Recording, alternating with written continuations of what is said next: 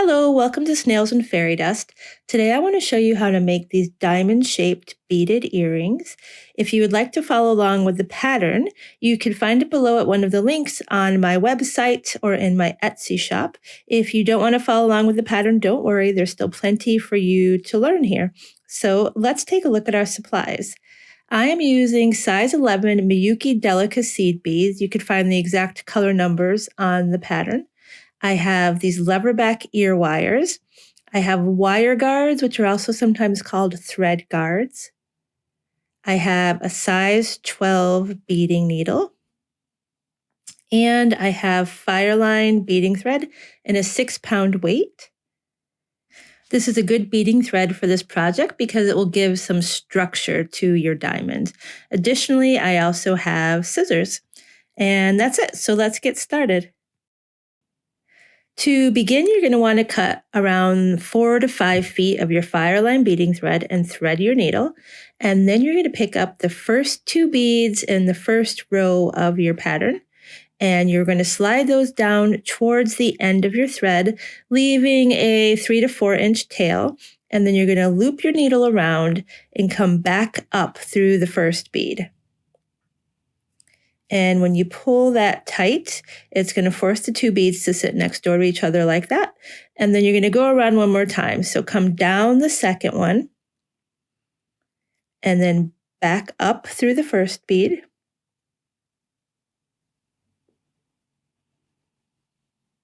Like so. And then we're going to come back down through the second one again. Now, this is only for the first 2 beads that we loop around twice like this. We just want it to be extra secure. So we come back down through that second one, and there we go. And now we're going to add beads one at a time, creating a little ladder. This is called a ladder stitch. So we pick up 1 bead, we go down through the last bead, always looping around here. So we loop that one around, and it forces it to sit next to its neighbor, just like that.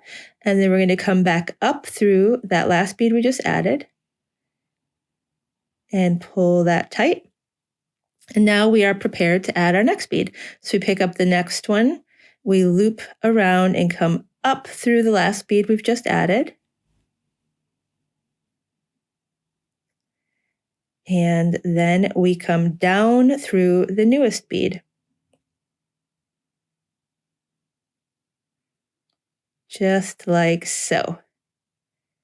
And we just continue to add beads on one at a time this way. We pick up our next bead, go down through the last bead, pull that tight, and now we want to exit that new bead, so we're ready to add another one. So we come back up through the last bead, pull that tight, and now we're ready to add our next one. So you're going to continue to add your beads like this. The first row of this pattern is 17 beads wide. I'm going to let you keep doing that. I'm going to speed myself up here. And when you get to the end of that row, join me back here, and then we will learn how to start brick stitch. So just keep adding your beads one at a time. Try not to have any loose gaps in between your beads. You want to keep them nice and even because this is the foundation row for the rest of our earring. So when you get done with that, meet me back here and I'll see you soon. Okay.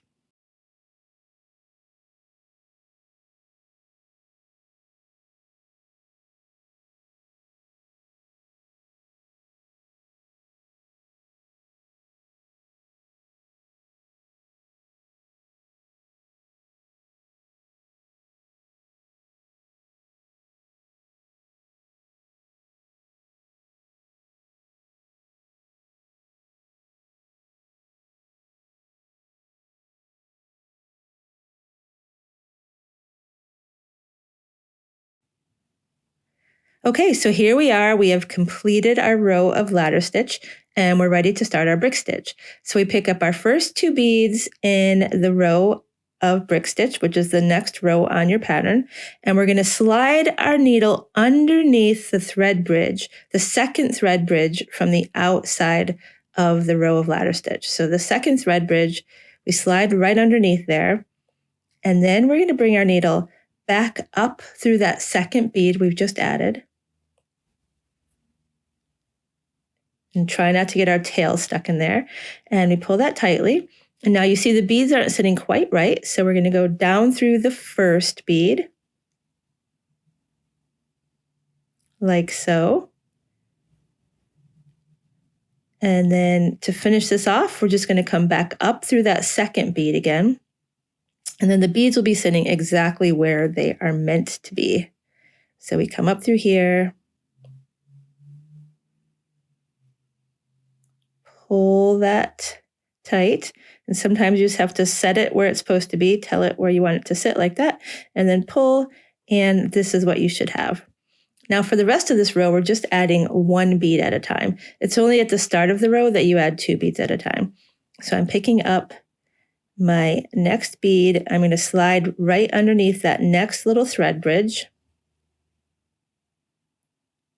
like so.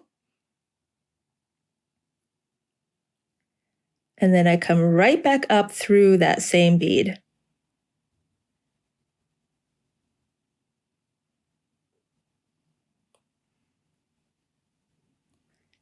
There we go. And then we pick up the next bead in our pattern, slide the needle underneath the next thread bridge, pull the needle through, and come right back up through that same bead. And this is the way we're going to build this entire row, 1 bead at a time, picking up the next bead in your pattern. Make sure you're paying attention to the pattern if you're following a pattern. Slide underneath the next thread bridge, and then come right back up through that same bead.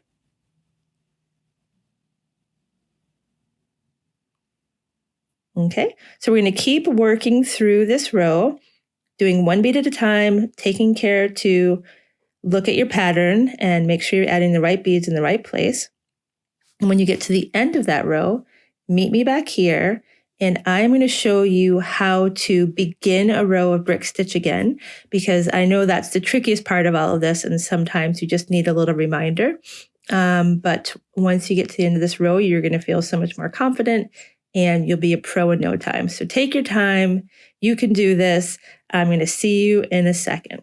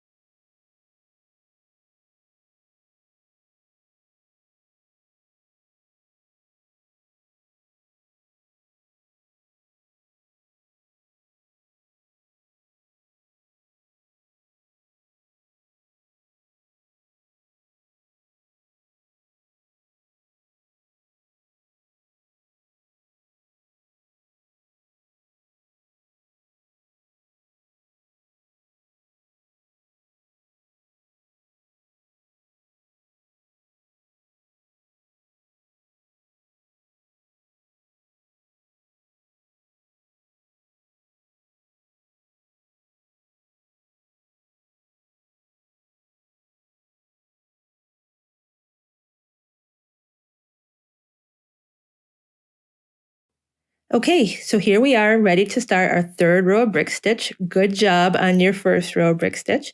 I just want to remind you how to do this. So we're going to add 2 beads, bring our needle underneath the 2nd thread bridge from the outside,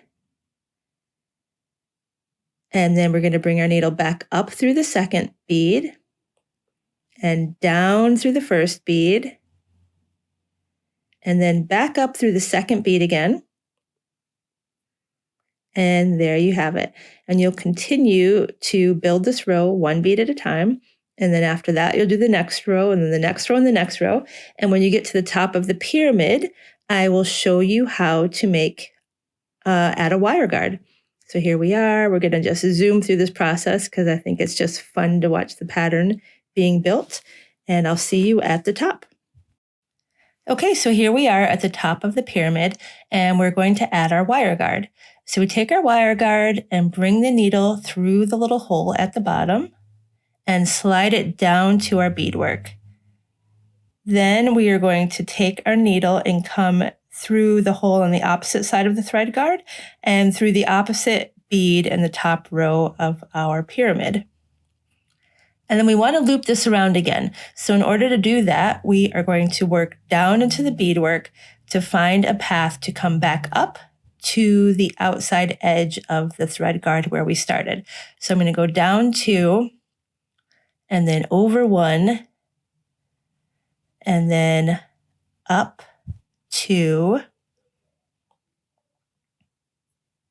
So I go up those 2 and then I'm able to exit this original bead where we started and also through the thread guard. So I pull my needle through there and then we're going to go down through the outside edge, making sure that the thread stays inside of that little channel. So go slowly. You don't want the thread to come out of the thread guard or miss the thread guard basically. So we pull slowly here. Sometimes use your hand to sort of keep it in place. There we go.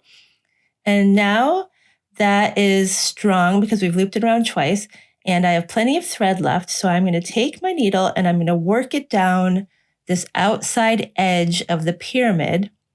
And when I get to the bottom, I'll be able to start brick stitch again in the opposite direction to create the bottom half of my pyramid. So I am just going to work down this outside edge one at a time. And when I get to the bottom, I could start a new row of brick stitch just as I would have before. Okay, so I'll see you when you get to the bottom and I'll show you how that begins.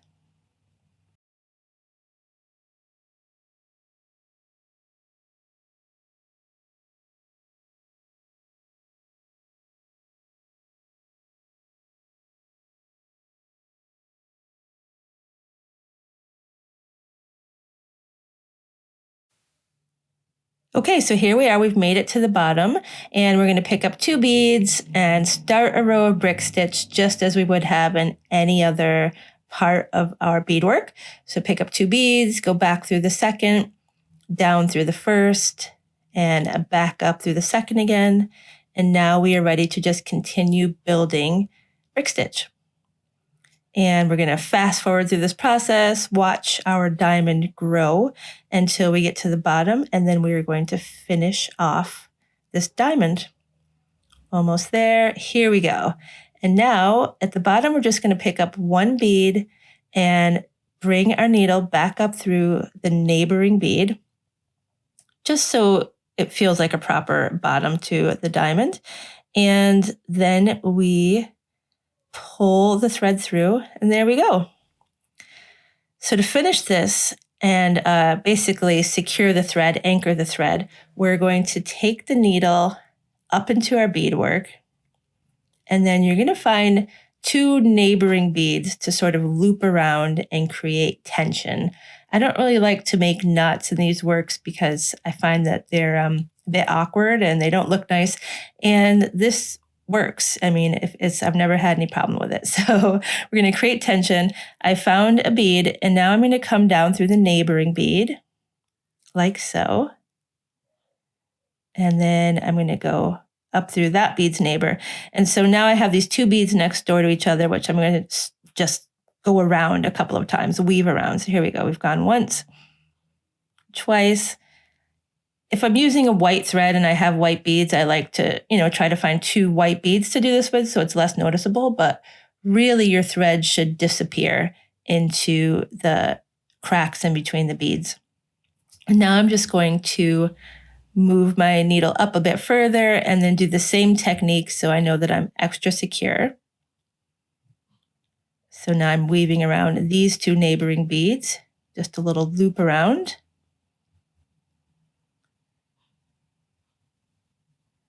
And then I will take it up a couple more and then I'm able to clip it.